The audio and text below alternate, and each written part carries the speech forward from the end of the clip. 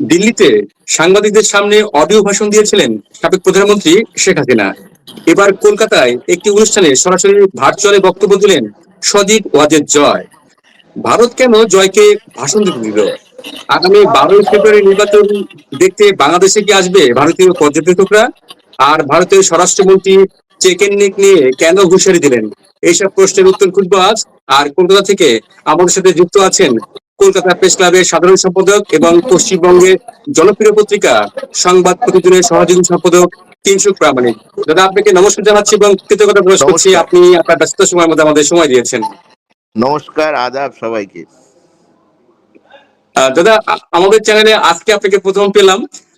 আপনি জানেন যে আজ কলকাতায় একটি বড় ঘটনা ঘটেছে, বিশেষ করে বাংলাদেশের ক্ষেত্রে। যেহেতু আওয়ামী লীগের সাথে সম্পৃক্ত, গত 23শে জানুয়ারি দিল্লিতে foreign correspondence club of south এশিয়ার সেমিনারে বাংলাদেশের সাবেক প্রধানমন্ত্রী শেখ হাসিনা অডিও ভাষণ প্রচার হয়েছিল। এরপর বাংলাদেশের অন্তর্বর্তী সরকার নাকচ হয়েছিল। এবার 2রা ফেব্রুয়ারি কলকাতায় সত্যজিৎ রায় অডিটোরিয়ামে ভার্চুয়াল যুক্ত হয়ে সরাসরি বক্তব্য রাখলেন শেখ হাসিনার ছেলে সজীব ওয়াজেদ জয়। 2024 সালের 5ই আগস্টের পর প্রথমবারের মতো কোনো অনুষ্ঠানে সরাসরি বক্তব্য রাখলেন সজীব ওয়াজেদ জয়। বাংলাদেশের সরকারের অনুরোধ না রেখে ভারত কেন শেখ হাসিনা এবং সজীব ওয়াজেদ জয়কে ভাষণ দিতে দিচ্ছে? এই বিষয়ে আপনার মন্তব্য বা বিশ্লেষণ শুনতে চাইবো। প্রথম কথা বলছি যে বিদেশ থেকে ভাষণ দেওয়া তো নতুন কিছু নয়। আজকে শেখ হাসিনা ভাষণ দিয়েছেন বা জয় ভাষণ দিয়েছেন, এর আগে তো দীর্ঘদিন ধরে তারেক রহমান তো ভাষণ দিচ্ছিলেন লন্ডন থেকে। আর ভাষণ বিদেশ থেকে কে দিলেন বা কোথা থেকে দিলেন সেটা তো তারেক রহমানও তো দেশে ফিরতে পারছিলেন না, কিন্তু তিনিও তার বিদেশ থেকে লন্ডন থেকে তার কর্মীদের সমর্থকদের মধ্যে, যেটাকে আপনাদের দেশে ভার্চুয়াল সংগঠন বলে কটাক্ষ করছিল, ইন্টারনেট সংগঠন বলে কটাক্ষ করছিল অন্যান্যরা, তারা সেই কাজটা করেছিলেন। তো জয় ভাষণ দিয়েছেন বা শেখ হাসিনা ভাষণ দিয়েছেন, এটা তো আর আশ্চর্যের কিছু নেই। আর শেখ হাসিনা যে ভারতে আশ্রয় নিয়ে রয়েছেন এটা তো গোপন নেই, এটা তো ভারত সরকার স্বীকার করেছে। ভারত সরকার জানিয়েছে একটা বিশেষ পরিস্থিতির মধ্যে শেখ হাসিনা দেশত্যাগ করে এসছেন এবং তিনি ভারতের আশ্রয় চেয়েছেন এবং ভারত তাকে আশ্রয় দিয়েছে। এটা তো গোপন কথা কিছু নয় ভারত সরকারের। তো ন্যাচারালি সেখান থেকে তিনি তার বক্তব্য রাখবেন। ভারত গণতান্ত্রিক দেশ, এখানে সবার সবকিছু বলার অধিকার আছে। বাংলাদেশের এখন যা পরিস্থিতি, বিরোধী কণ্ঠ সেখানে রুদ্ধ করা হচ্ছে, কিন্তু ভারতে বিরোধী দল হিসাবে আমি তো নরেন্দ্র মোদীর এক্ষুনি সমালোচনা করতে পারি, বা অন্য কেউ মমতা ব্যানার্জির সমালোচনা করতে পারেন, বা অন্যান্য কেন্দ্রীয় মন্ত্রীদের সমালোচনা করতে পারেন। গণতান্ত্রিক দেশে গণতান্ত্রিক কথা বলার অধিকার আছে, সবাই সেটা বলতে পারেন। তো ভারতে যেহেতু এখন মৌলিক প্রশ্ন, তিনি এখানে এসে রয়েছেন, পালিয়েই এসে রয়েছেন, তো সেখান থেকে তিনি রাজনৈতিক বক্তব্য রাখতে পারেন কি পারেন না।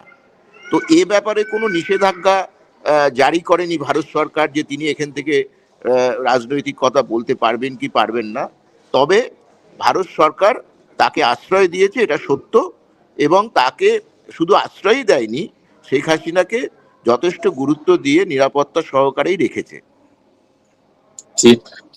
কিন্তু আমরা তো দেখলাম যে শেখ হাসিনার বক্তব্য প্রচার হওয়ার পর বাংলাদেশের অন্তর্বর্তী সরকার কিন্তু পাল্টা বক্তব্য দিয়েছিল এবং তারা ভালোভাবে নেয়নি।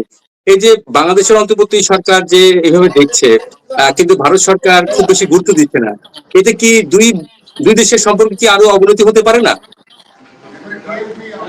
দুই দেশের সম্পর্কের অবস্থা সত্যি সত্যি এখন খুব খারাপ। মানে আলাদা করে এই ভাষণে দেওয়ার বা না দেওয়ার মধ্যে কোনো কিছু জড়িয়ে নেই।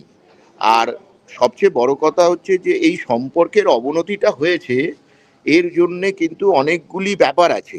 যে ফর নাথিং এই নতুন ব্যবস্থা বাংলাদেশে চালু হওয়ার পর যেভাবে ভারতের ব্যবস্থার উপর ভারত বিদ্বেষী কথাবার্তা বাংলাদেশে হচ্ছে, এটার বিরুদ্ধে কিন্তু ভারতীয়দের মধ্যেও এটা কিন্তু ক্ষোভ আছে। তো সেই জায়গায় দাঁড়িয়ে যে নতুন সরকার যেখানে রয়েছে, তারা গণতান্ত্রিক ব্যবস্থা চালু রাখবে, এটাই স্বাভাবিক। গণতান্ত্রিক ব্যবস্থা এবং দুই দেশ ভারত বাংলাদেশ একে অপরকে বাদ দিয়ে কখনোই চলতে পারে না। তার কারণ হচ্ছে ভৌগোলিকভাবে ভারত এবং বাংলাদেশ দুটি দেশেরই কিন্তু পাশাপাশি তারা রয়েছে এবং তাদের মধ্যে একটা সম্পর্ক রয়েছে। ভারত এবং বাংলাদেশের মধ্যে একটা সম্পর্ক আছে। সেই সম্পর্কের জায়গা থেকে আমি বলতে পারি যে দুদেশের সম্পর্ক ভালো থাকা উচিত। ভারতের নদীর জল গিয়ে পৌঁছয় বাংলাদেশে, ভারতীয় পণ্য সেগুলো বাংলাদেশে যায়। আবার বাংলাদেশের যে ইলিশ মাছ সেটা আমরা না খেয়ে থাকতে পারি না। অকারণ নিজেদের মধ্যে ঝামেলা অশান্তি করার তো কোনো প্রয়োজন নেই। ভারত তো বাংলাদেশ আক্রমণ করতে যায়নি, ভারত তো বাংলাদেশের মাটি দখল করতে যায়নি, ভারত তো বাংলাদেশের গণতান্ত্রিক প্রক্রিয়ার বিরুদ্ধে কোনো হস্তক্ষেপ করতে যায়নি। তো এটা একটা বিষয়, এটা যারা ক্ষমতায় আছেন বা ক্ষমতায় যারা আসবেন তাদের প্রত্যেককেই বোঝা উচিত যে ভারত এমন একটা গণতান্ত্রিক দেশ, তারা কিন্তু বন্ধুত্ব রক্ষা করে চলে। আজ অব্দি ভারত কোনো দেশকেই আক্রমণ করেনি। পাকিস্তানের সঙ্গে ভারতের যতবার যুদ্ধ হয়েছে বা চীনের সঙ্গে, তারা জমি দখল করেছে অথবা জঙ্গি হামলা চালিয়েছে তবেই হয়েছে। বাংলাদেশ সৃষ্টি হয়েছে তার কারণ হচ্ছে বাংলাদেশের লাখো লাখো মানুষ ভারতে এসে আশ্রয় নিয়েছিলেন। তারা চাইছিলেন যে মানে ভারত তাদের রক্ষা করুক যে পাক বাহিনীর অত্যাচারের হাত থেকে। তো ভারত তখন যুদ্ধে নেমেছে এবং কয়েকদিনের মধ্যেই পাক বাহিনীকে হটিয়ে দিয়ে যে পরিস্থিতি সৃষ্টি করেছিল, তার ফলেই কিন্তু বাংলাদেশ বলে এত সুন্দর একটা দেশের জন্ম হয়েছে। যে বাংলাদেশ আমাদেরই মানে আমাদেরই সম্পৃক্ত। আমরা যে ওয়েস্ট বেঙ্গলে আছি সেটা পূর্ববঙ্গ পশ্চিমবঙ্গের কোনো মাটির কোনো প্রভেদ নেই। তো সেই জায়গায় দাঁড়িয়ে আমার যেটা মনে হয় যে এই দ্বিপাক্ষিক যে মানে উষ্ণ সম্পর্ক যেটা হয়েছিল, উষ্ণতা সৃষ্টি হয়েছিল, সেটার অবসান হওয়া উচিত। এবং অবসান হলে পারে দুই দেশেরই ভালো হবে, জনগণের ভালো হবে। আজকালকার যুগে বাংলাদেশ কিছু মানে অর্বাচীন যুবক যুদ্ধ কথা বলছেন, যেগুলো তারা কিছু বোঝেনি না। যুদ্ধ হলে কি হতে পারে, কতটা ক্ষতি হতে পারে, কিসের যুদ্ধ, কার সঙ্গে যুদ্ধ, এসব হয় না। আর কেউ কেউ দেখি সেভেন সিস্টার নিয়ে কথা বলেন। সেভেন সিস্টার কি, কেন, কবে তৈরি হলো এবং কিভাবে সেই ব্যাপার সম্পর্কেও তাদের কোনো ধারণা নেই। তো এই রকম একটা জিনিস না করে দুই দেশের দ্বিপাক্ষিক সম্পর্ক ভালো হওয়া উচিত।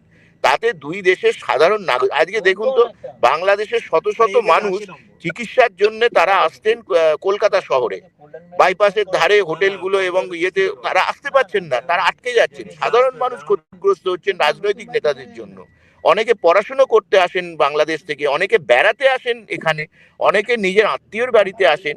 এই অকারণ একটা উষ্ণ সম্পর্ক তৈরি করার জন্য, যেটা বাংলাদেশ থেকে একতরফা ভাবে তৈরি হয়েছে এবং সেটা কিছু লোক করছে, আমি বলিনি না সাধারণ মানুষ। তো এই জায়গায় দাঁড়িয়ে আমার মনে হয় যে দ্বিপাক্ষিক সম্পর্ক উন্নত হওয়া উচিত। একেবারেই বাংলাদেশকে ভারতের মানুষ শত্রু মনে করে না। আমাদের শত্রুতা পাকিস্তানের সঙ্গে আছে, কারণ পাকিস্তান আমাদের অনেকভাবে ব্যাহত করেছে। আমাদের দেশের মধ্যে যে সন্ত্রাসবাদী কার্যকলাপ, বাংলাদেশ আমাদের দেশের মধ্যে কোনো সন্ত্রাসবাদী কার্যকলাপের কোনো উদাহরণ পাওয়া যায়নি, কিন্তু পাকিস্তান আমাদের দেশের মধ্যে অনেক সন্ত্রাসবাদী কার্যকলাপ চালিয়েছে। তো সেই জায়গা থেকে আমার যেটা মনে হয় যে দুই দেশের সম্পর্কের উন্নতি হওয়া উচিত। এবং আমি যেটা খুব আশাবাদী যে 12 তারিখ যে আপনাদের ভোট হচ্ছে, যে কোনো একটা গণতান্ত্রিক দেশে একটা গণতান্ত্রিক সরকার তৈরি না হলে সেই সরকার এগোতে পারে না। তো আপনাদের যে গণতান্ত্রিক সরকার প্রতিষ্ঠা হবে 12 তারিখে, সেই সরকার প্রতিষ্ঠা হলে, ভোট হলে, সাধারণ মানুষ ভোট দিয়ে নির্বাচিত করলে, তাতে আওয়ামী লীগ আছে বা নেই সেই নিয়েও আমি কিছু বলতে চাই না। যারা আছেন তাদের নিয়েই নির্বাচন হোক, নির্বাচনে সবাই জিতুন। আওয়ামী লীগ সেখানে রাজনীতি করবে কি করবে না সেটা সম্পূর্ণভাবে সেই দেশের ইস্যু। আমার ব্যক্তিগত মতের কোনো মূল্য সেখানে নেই।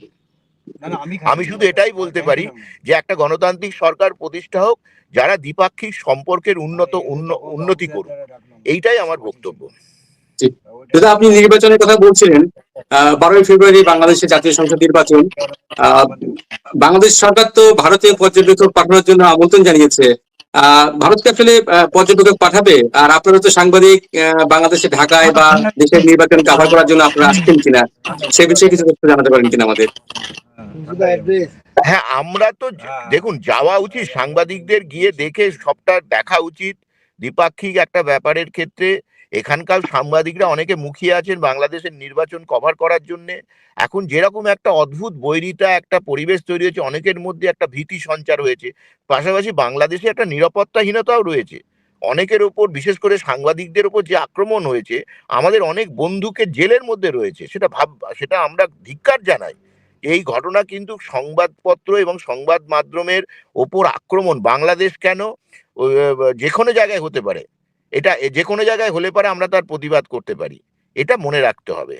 আর একটা জিনিস আমি বলে একটু শেষ করব, আমার একটা অন্য কর্মসূচিতে যেতে হবে, যে এটা বাংলাদেশের মানুষকে আমরা একটা বলতে চাই, যে আমি একটা সাধারণ সাংবাদিক হিসেবে আপনাদের বলতে চাই, যে ডোনাল্ড ট্রাম্প নয় ভারত, যে ভেনেজুয়েলা দখল করে সেদের প্রেসিডেন্টকে তুলে নিয়ে চলে যাবে। ভারত যদি সেরকম মানসিকতা হতো, তাহলে তো ডক্টর ইউনূস ক্ষমতায় আসার পর ভারত তো সেরকম কিছু করতে পারত। ভারত আর আমেরিকা এক নয়, ভারত আর আমেরিকার মধ্যে অনেক ফারাক। আমরা ভেনেজুয়েলার মতো বাংলাদেশকে দেখি না। তো সেই জায়গায় দাঁড়িয়ে এটাই বলতে চাই, যে আপনাদের দেশে অবাধ এবং শান্তিপূর্ণ নির্বাচন হোক, বাঙালিরা ভোট দেবে, দিয়ে তাদের সরকার তৈরি করুক, এবং সেই সরকারের গণতান্ত্রিক প্রক্রিয়ার মধ্যে হিন্দু মুসলিম সবার মধ্যে থাকুক। সবার আগে বাংলাদেশের মানুষের মনে রাখা উচিত যে রবীন্দ্রনাথ এবং নজরুলের মাটি হচ্ছে বাংলাদেশ। সেই মাটির ঐতিহ্য তাকে রক্ষা করা উচিত, মুক্তিযুদ্ধের ঐতিহ্যকে রক্ষা করা উচিত।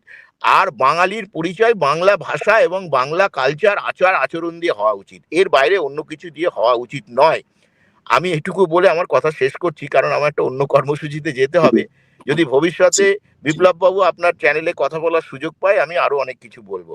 নমস্কার। দাদা, অসংখ্য ধন্যবাদ আপনার এই মূল্যবান বিশ্লেষণের জন্য, এবং আপনি খুব সুন্দর বলেছেন, এবং দুই থ্যাংক দেশ ইউ, থ্যাংক ইউ, একসাথে এগোবে এই প্রত্যাশা আমাদের থাকবে। অসংখ্য থ্যাংক ধন্যবাদ দাদা আপনাকে। Thank you, thank you. প্রিয় দর্শক, আপনারা শুনলেন কলকাতা প্রেস ক্লাবের সাধারণ সম্পাদক কিংসুক